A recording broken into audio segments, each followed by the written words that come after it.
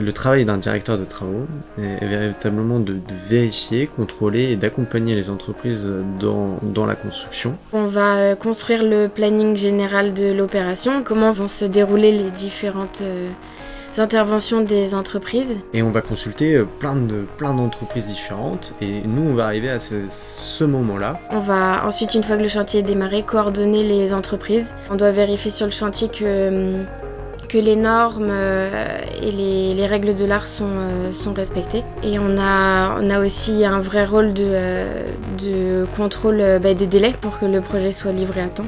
On n'aura pas tout vu en amont, mais c'est sur le chantier en fait, c'est en visitant avec l'utilisateur, il y a quelque chose qui manque, et on va pallier à cette demande. La relation avec l'architecte, elle démarre dès la conception. Généralement, on participe par exemple au planning du projet. Il nous explique le projet, les exigences du client, les spécificités qu'ils ont rencontrées pendant la conception pour que nous, on soit bien au courant de ça pendant les travaux. Donc c'est là, ça nous permet aussi de connaître un peu le projet et le chantier bien avant de le commencer. On est vraiment l'interlocuteur et du client et des entreprises.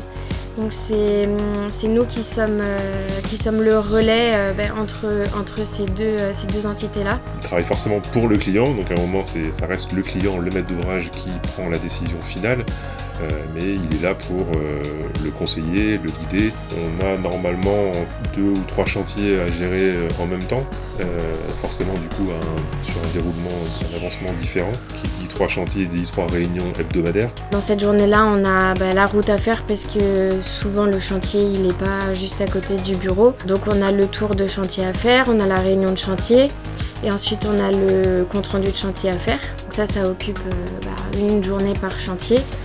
Et le reste du temps, c'est pas mal d'administratif.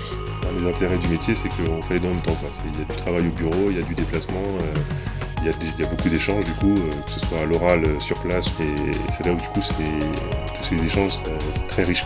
Les premières qualités, je pense, c'est l'organisation. Le fait de gérer plusieurs chantiers en même temps.